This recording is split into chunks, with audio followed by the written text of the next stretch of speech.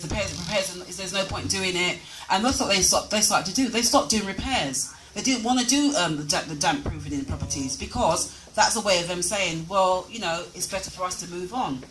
So there's lots and lots of issues. Like we've got brand new windows, doors that open up. I've actually had the Euro windows subcontractors at my house more than 15 times because the window edges keeps falling down. I have a rooftop. One of the things that they actually said is that when you move to your new property, it was off plan.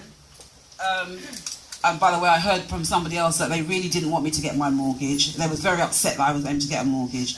And the way I was able to get a mortgage is because a lovely person actually lent me £10,000 to put onto my mortgage. If I wouldn't be standing here, I would be looking somewhere else, because what they were saying is, well, why don't you move to Milton Keynes or go to Thornton Heath and that? Why the bloody hell should I? I've lived here for 34 years. I've got a right to be like anybody else has. I've got a right to challenge. I've got a right to express my views. We all have. But when you express your views, when you challenge, you're seen as a bully. Yes. Yeah.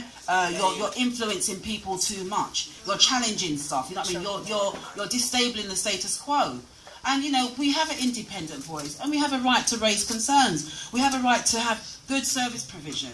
I mean, some of the things that when I was on the old estate, sometimes you'd wake up in the morning.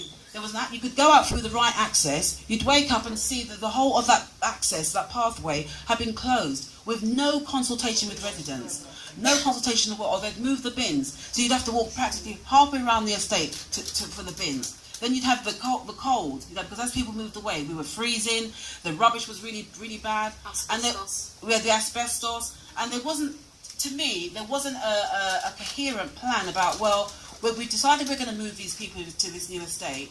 What are some of the things that we could do to sort of support them? Now they're here, what can we do? Because now I've moved to the new estate, it's like they don't really give a toss. Before I moved, they agreed they're going to give me a place to my rooftop where the whole world is like I'm in Wembley Arena. Everybody can see me. I can see everybody naked. I met someone the other day and he said to me, I'm sure you've seen me naked. And I said, actually I have, because when I'm on the rooftop, I've seen everything. Men coming out naked on the balcony, people copulating, everything, because it's so close, it's intense. And then one of the things I realised the other day, I was sitting in my house and I thought, because I felt really depressed when I moved to that place. And I realised it's because it's so dark. Because the houses are so close, I just feel like I'm imprisoned. Do you know what I mean? And where I lived on the other estate, yes, old estate, yes, it was run down in some parts and so forth. But some people really looked after their place. Some people really did take pride. Some people didn't, just like some people don't take pride in the new place. That's how it is. But when I looked out of my window, I could see over the rooftop. I could see a bit of the grass. Now I've got a little bit of a park where if I go to the corner, I can see the back of the park. But I'm looking right into people's bedrooms. So a lot of people that have lived there, they don't even open up their blinds because they know we can see them. So there's a lack of planning. They've built it for profit and not for people in a lot of the flats. So even some of the private owners that I meet, they're raising the same concerns themselves. So they may have it as an investment because geographically it's fantastic for transportation and stuff like that.